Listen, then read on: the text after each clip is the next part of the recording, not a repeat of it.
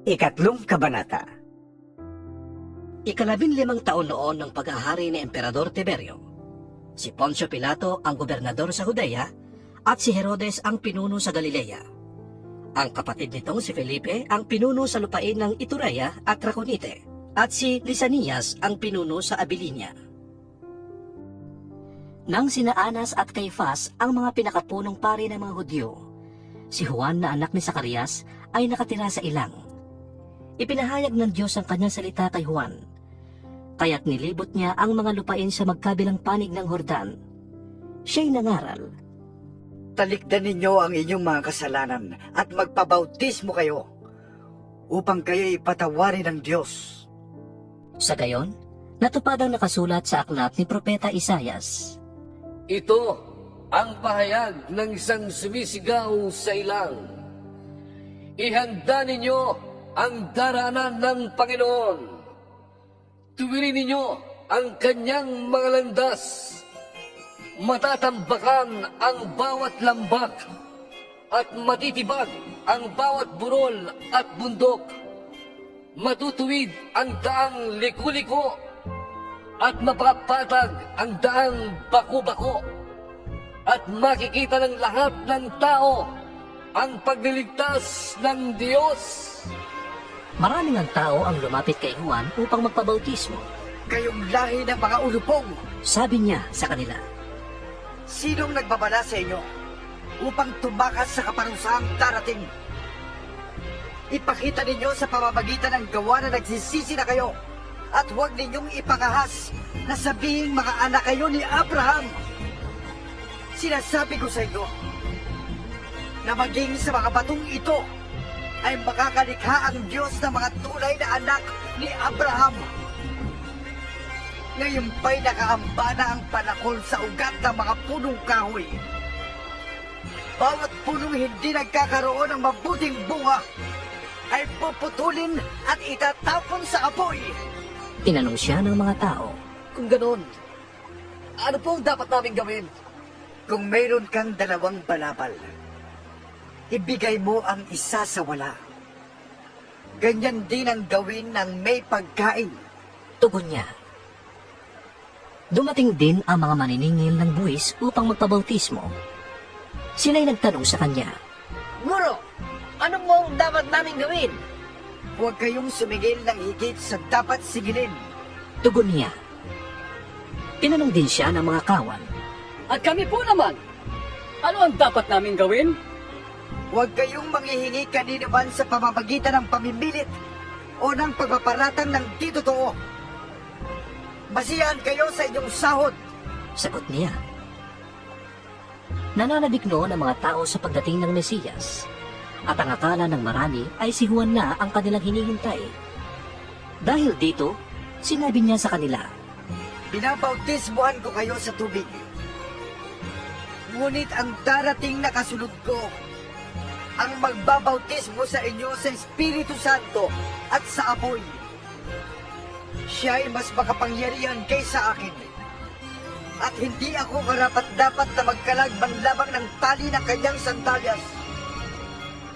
Hawak na niya ang kalaykay upang linisin ang giikan at upang tipunin ang trigo sa kanyang kamalig. Ngunit ang ipay susudugin niya sa apoy na di mamamatay kailanman. marami pang bagay na ipinapangaral si Juan sa mga tao sa kanyang pamamahayag ng magandang balita. Si Herodes man na pinuno ng Galilea ay pinagsabihan din ni Juan dahil kinakasama niya ang kanyang hipag na si Herodias at dahil sa iba pang kasamaang ginawa nito. Kaya ipinabilanggo ni Herodes si Juan at ito'y nadagdag pa sa mga kasalanan ni Herodes. Nang mabautismuhan na ni Juan ang mga tao, binautismuhan din niya si Jesus. Habang nananalangin si Jesus, nabuksan ang langit at bumaba sa kanya ang Espiritu Santo sa anyong kalapati. Isang tinig mula sa langit ang narinig nila. Ikaw, minamahal ko ba na? Lubos kitang kinalulugtan. Magta-30 taon na si Jesus nang siya'y magsimulang mangaral. Sa palagay ng mga tao, siya'y anak ni Jose na anak ni Eli, na anak ni Matat. Si Matat ay anak ni Levi, na anak ni Melki. At si Melki naman ay anak ni Hana, na anak ni Jose. Si Jose naman ay anak ni Matatias, na anak ni Amos. Si Amos ay anak ni Nahum, na anak ni Esli. Si Esli naman ay anak ni Nagay, na anak ni Maat, na anak ni Matatias. Si Matatias ay anak ni Semei, na anak ni Hosek. Si Hosek ay anak ni Hoda, na anak ni Hoanan. Si Hoanan naman ay anak ni Resa, na anak ni Zorobabel. Si Zorobabel ay anak ni Salatiel, na anak naman ni Neri. Si Neri ay anak ni Melki, na anak ni Adi. Si Adi ay anak ni Kosam, na anak ni Elmadam, na anak ni Er. Si Er naman ay anak ni Josue, na anak ni Eliezer. Si Eliezer ay anak ni Horim, na anak ni Matat. Si Matat ay anak ni Levi, na anak ni Simeon, na anak ni Huda. Si Huda naman ay anak ni Jose. Si Jose ay anak ni Honam, na anak ni Eliakim, na anak ni Melea. Si Melea ay anak ni Mainan, na anak ni Matata. Si Matata ay anak ni Natan, na anak ni David. Si David ay anak ni Jesse, na anak ni Obed. Si Obed naman ay anak ni Boaz. Si Boaz ay anak ni Salmon, na anak ni Naason. Si Naason ay anak ni Aminadab, na anak ni Admin. Si Admin ay anak naman ni Arni, na anak ni Esrom. Si Esrom naman ay anak ni Fares. Si Fares ay anak ni Huda, na anak ni Jacob. Si Jacob ay anak ni Isaac, na anak naman ni Abraham. Si Abraham ay anak ni Tare, na anak ni Nakor. Si Nakor ay anak ni Serug, na anak ni Ragau, na anak naman ni Peleg. Si Peleg ay anak ni Heber, na anak ni Sala. Si Sala ay anak ni Kainan, na anak ni Arphaxad, na anak naman ni Sem. Si Sem ay anak ni Noe, na anak ni Lamek. Si Lamek ay anak ni Matusalem, na anak naman ni Enoch. Si Enoch ay anak ni Hared, na anak ni Mahalalel, na anak ni Kainan. Si Kainan ay anak ni Enos, na anak naman ni Seth. At si Seth ay anak ni Adan, na anak ng Diyos. Ika-4 na kabanata. Mula sa Jordan, bumalik si Jesus na puspos ng Espiritu Santo. Dinala siya ng Espiritu sa ilang, at sa loob ng 40 araw siya'y tinukso ng dyablo. Hindi siya kumain ng anuman sa buong panahon yon, kaya't siya'y nagutom. Sinabi sa kanya ng dyablo, Kung ikaw nga ang anak ng Diyos, iutos mong maging tinapay ang patong ito. ngunit sinagot siya ni Jesus, Nasusulat, hindi lamang sa tinapay na bubuhay ang tao. dinala siya ng dyablo sa isang napakataas na lugar. At sa ilang saglit, ay ipinakita sa kanya ang lahat ng kaharian sa daigdig. Ibibigay ko sa iyo ang pamamahala sa lahat ng kahariang ito at ang kadakailaan ito. Sabi ng dyablo, Ipinagkaloob ito sa akin at maibibigay ko sa kanino mang ibigin ko. Kaya't kung ako'y sasambahin mo, magiging sa'yo na ang lahat ng ito.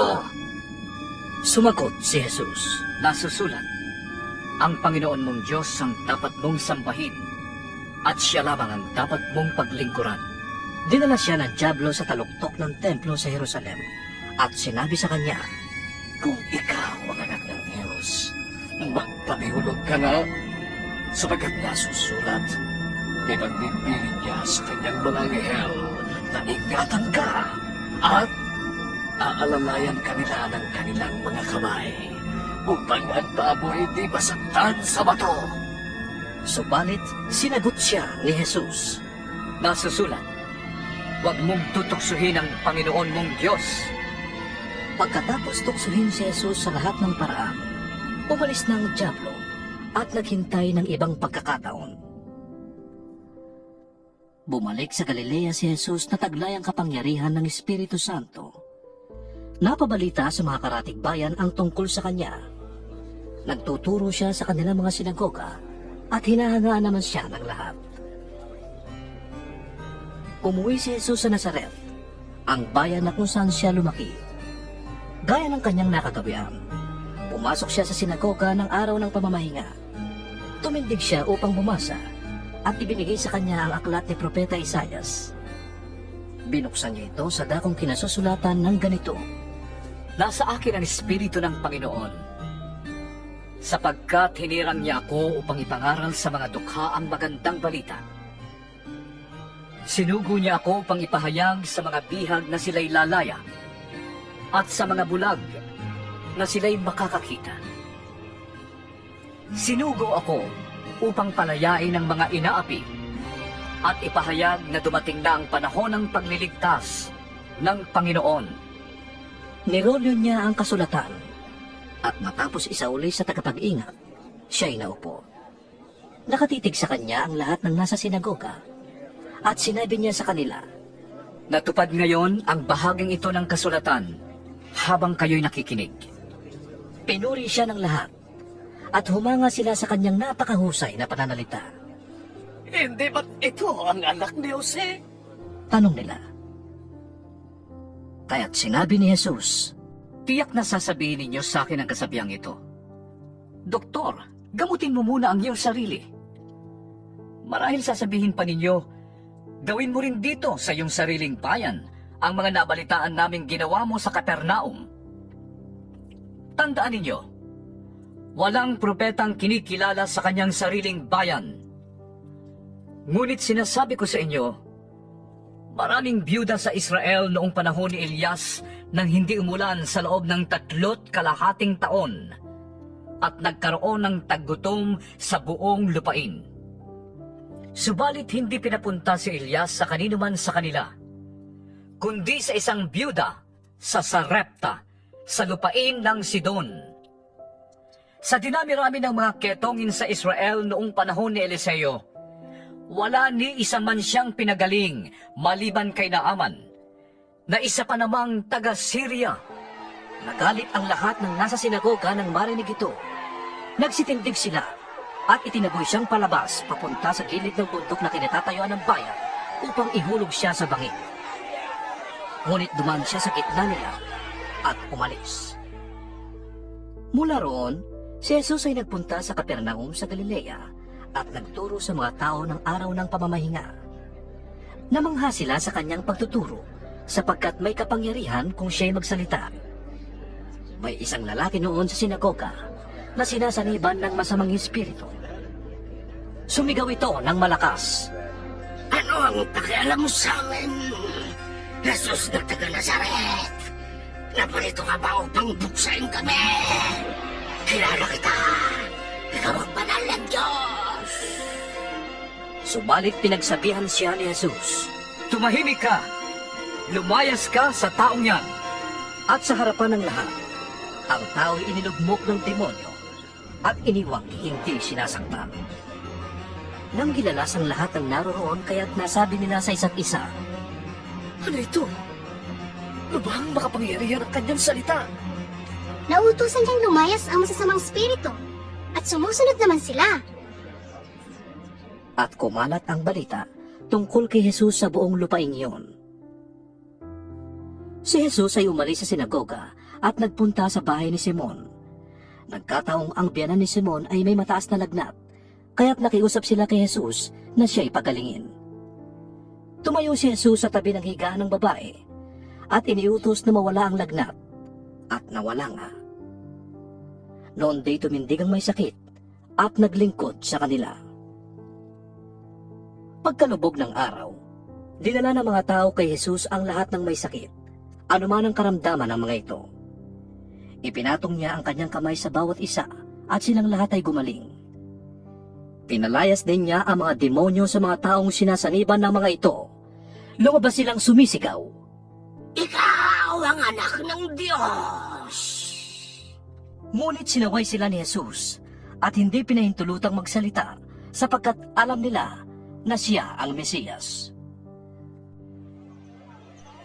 Nang mag-uumaga na, umalis si Jesus at nagpunta sa isang ilang na puok. Hinanap siya ng mga tao at nang matagpuan ay pinakiusapang huwag muna siyang umalis. Subalit sinabi niya, Dapat ko ring ipangaral sa ibang mga bayan ang magandang balita tungkol sa paghahari ng Diyos, sapagkat iyon ang dahilan kaya ako sinugo. At nagpatuloy siya ng pangangaral sa mga sinagoga sa Judea. 5 kabanata. Minsan, habang nakatayo si Jesus sa tabi ng lawa ng Genesaret, nag-uunahan ang napakaraming tao sa paglapit sa kanya upang makinig ng salita ng Diyos. May nakita siyang 2 bangka sa tabi ng lawa. Wala sa mga bangka ang mga maing isda, kundi nasa lawa at naglilinis ng kanilang mga lambat. Sumakay siya sa isa sa mga bangka at hiniling kay Simon ang may-ari nito na ilayo ng kaunti ang bangka. Naupo siya sa bangka at nangaral sa mga tao. Pagkatapos niyang mangaral, sinabi niya kay Simon. Pumalaot kayo at ihulog ang mga lambat upang manghuli. Sumagot si Simon. Guro, magdamag po kaming nagpagod, ngunit wala kaming nahuli. Ngunit, dahil sa sinabi ninyo'y iuhulog ko ang mga lambat.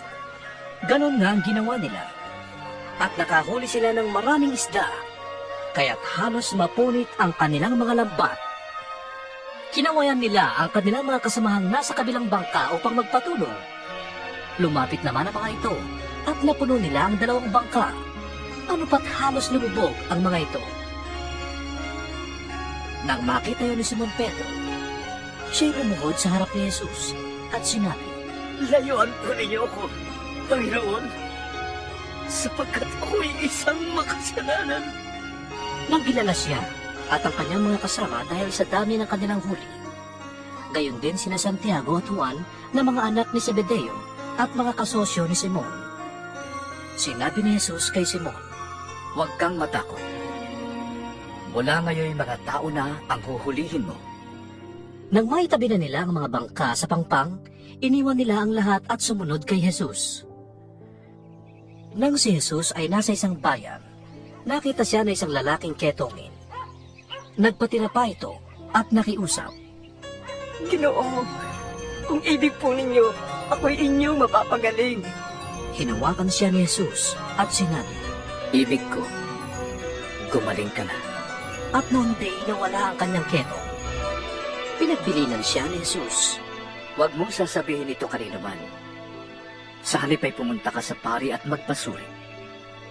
Pagkatapos mag-alay ka ng handog, ayon sa iniutos ni Moises, bilang patotoo sa mga tao na magaling ka na. Ngunit lalo pang kumalat ang balita tungkol kay Jesus, kaya't nagkakatipon ang napakaraming tao upang makinig sa kanya at mapagaling sa kanilang mga sakit. Ngunit si Jesus ay pumupunta sa mga ilang na lugar upang manalangin. Minsan, habang si Jesus ay nagtuturo, may mga pariseo at mga guro ng kautusan na nakaupo sa di kalayuan. Sila'y galing sa lahat ng bayan ng Galilea at Judea at sa Jerusalem. Nasa kanya ang kapangyarihan ng Panginoon upang siya'y magpagaling ng mga may sakit. Dumating ang ilang lalaking may dalang isang paralitiko na nakaratay sa higaan. Nagpipilit silang makapasok sa bahay upang mailagay ang may sakit sa harap ni Jesus. Wala silang maraanan dahil sa dami ng tao, kaya't umakyat sila sa bubong, pinakbak ang tisa, at inihugo sa harap ni Jesus ang paralitikong nasa higaan. Nang makita ni Jesus ang kanilang pananampalataya, sinabi niya sa paralitiko, Kaibigan, pinapatawad ka na sa iyong mga kasalanan. Pagkarinig nito'y nag-usap-usap ang mga tagapagturo ng kautusan at mga pariseo. Sino itong nagsasalita ng kalapastanganan sa Diyos? Hindi ba Diyos lamang ang makapagpapatawad ng mga kasalanan? Palibhasa ay alam ni Jesus ang kanilang pag-uusap. Sinabi niya sa kanila, Bakit kayo nag-iisip ng ganyan? Alin ba ang mas madaling sabihin? Pinapatawad ka na sa iyong mga kasalanan? O tumindig ka at lumakad?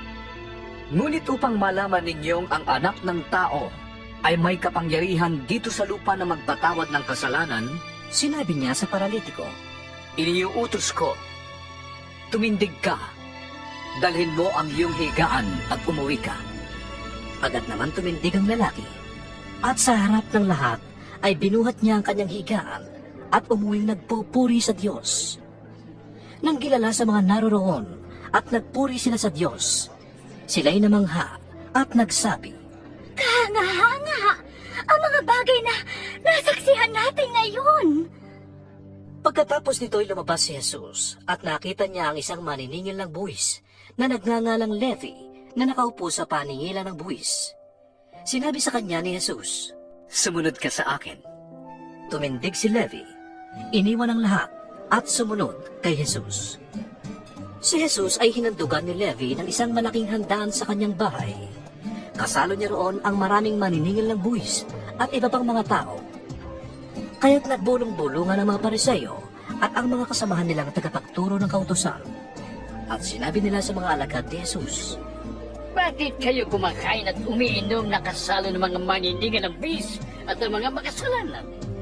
sinagot sila ni Jesus, Hindi nangangailangan ng doktor ang walang sakit, kundi ang may sakit. Hindi ako naparito upang tawagin ang mga matuwid, kundi ang mga makasalanan, upang sila ay magsisi. May ilan namang nagsabi kay Jesus ng ganito, Ang mga alagad ni Juan ay malimit mag-ayuno at manalangin. Gayon din ang mga alagad ng mga Pariseo. Bakit ang mga alagad mo'y patuloy sa pagkain at pag-inom? Sumagot si Jesus, Dapat bang mag-ayuno ang mga palauhin sa kasalan habang kasama pa nila ang lalaking ikinasal? Darating ang araw, nakukunin na ang ikinasal, saka pa lamang sila mag-aayuno. Sinabi rin niya sa kanila ang isang talinghaka. Walang pumipiraso ng bagong damit upang itagpi sa luma.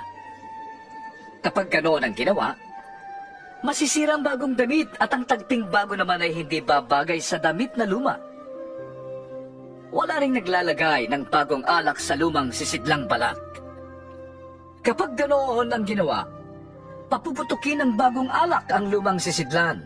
Matatapon ang alak at masisira ang sisidlan. Sa bagong sisidlang balat, dapat ilagay ang bagong alak. Wala ring magkakagustong uminom ng bagong alak kapag nakainom na ng lumang alak, sapagkat sasabihin niya, mas masarap ang lumang alak.